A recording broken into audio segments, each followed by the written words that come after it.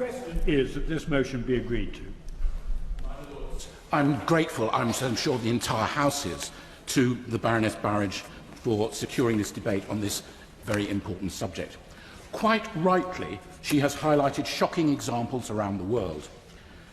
The re-emergence of hatred of Jews, to use the phrase she prefers, in continental Europe less than 75 years after the Shoah ended is a stark warning of the fragility of our post-war norms.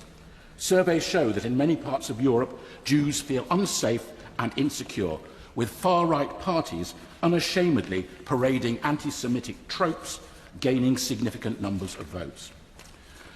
However, my lords, I want to focus nearer to home, to this country, and with a deep sense of shame, I want to talk about the party I have been a member of for almost 50 years. Labour had a proud history of combating racism and discrimination, and of opposing fascism and anti-Semitism. It is therefore profoundly shocking for those of us brought up in that tradition to find our party now the subject of a formal investigation by the Equalities and Human Rights Commission. This is nothing short of humiliating for those of us on these benches, and it is causing dismay amongst party members outside this House, and is deeply alienating for those whom we might hope would vote for us, whether they are from the Jewish community or not.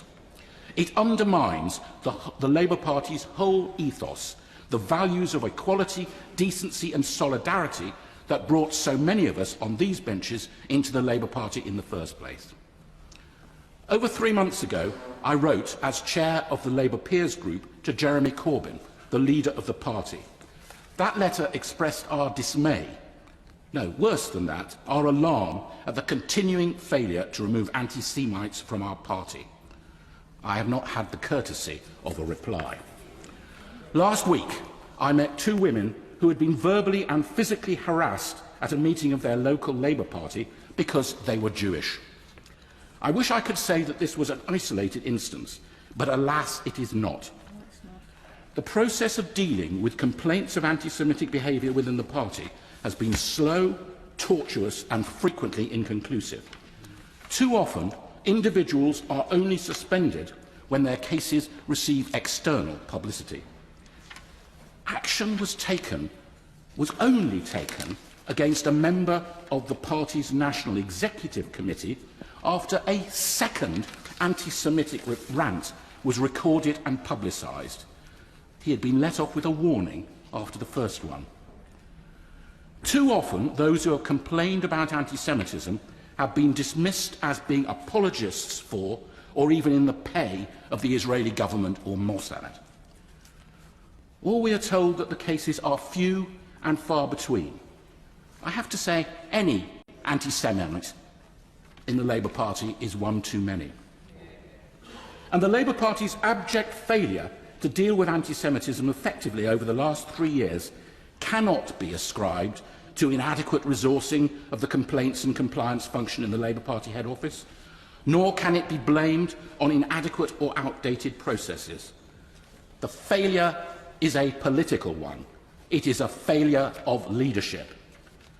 Those of your lordships who have been responsible for major organisations know that the tone, style and ethos of those organisations is set at the top. That is what leadership means. Leadership is not about hiding behind procedure. It is not about blaming more junior officials. And it is not about allowing your acolytes to dismiss legitimate complaints as being the spite of those who disagree with your political approach.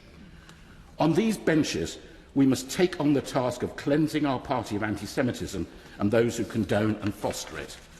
But if this debate tells us anything, it is that this is a global problem as well. Parliamentarians, both here and elsewhere in the world, need to make a stand. The lessons of the millions who died in Europe must never be forgotten. Never be forgotten. Yeah.